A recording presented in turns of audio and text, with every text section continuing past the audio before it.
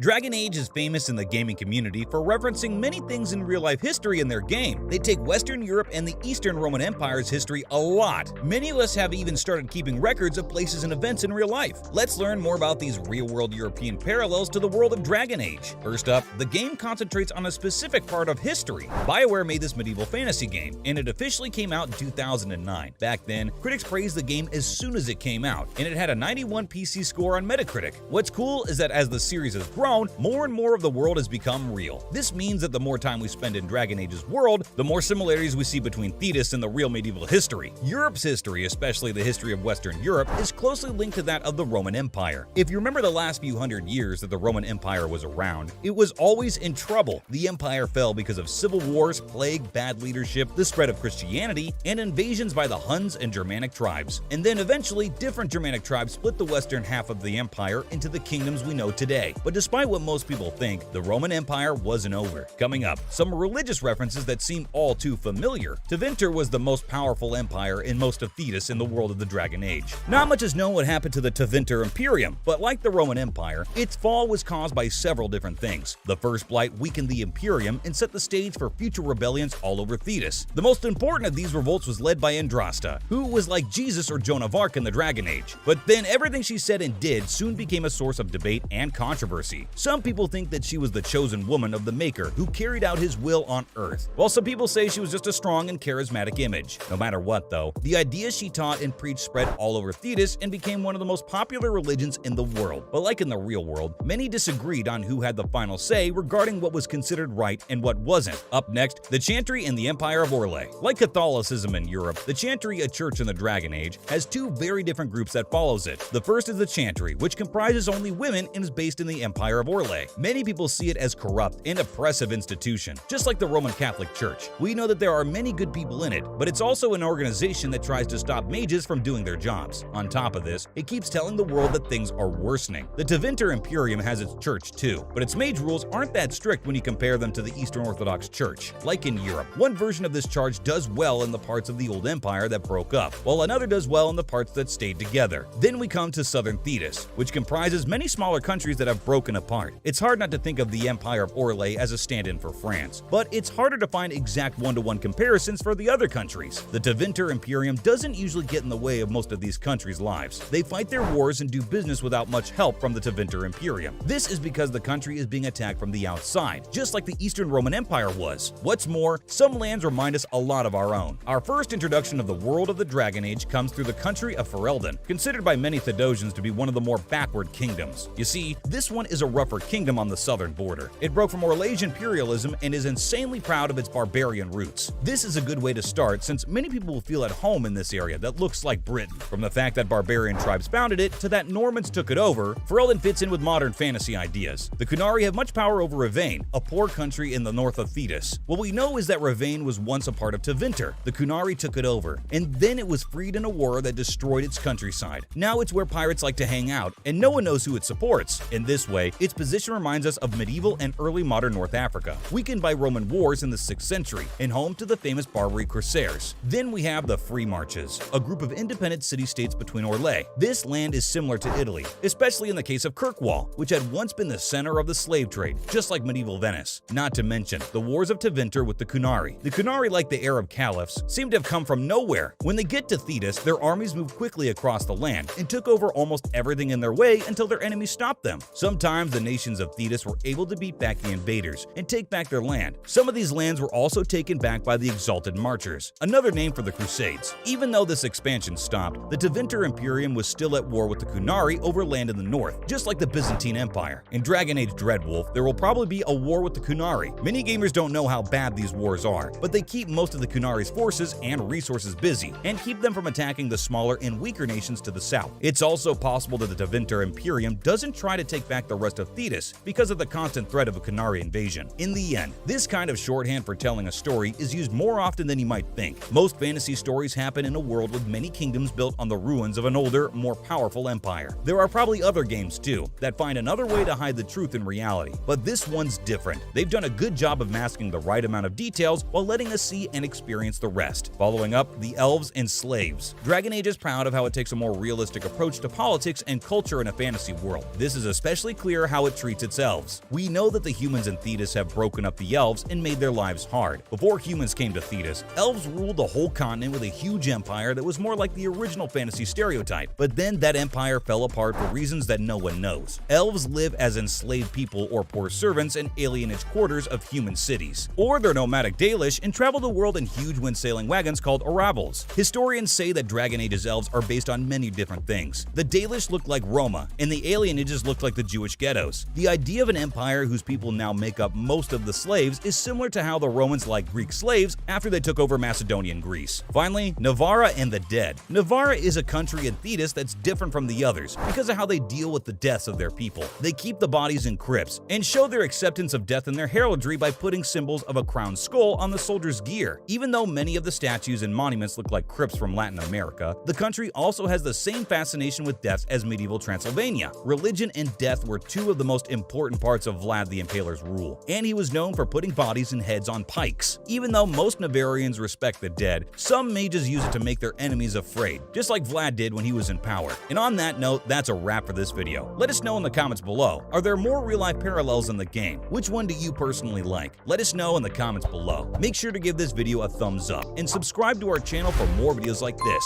See you all in the next one.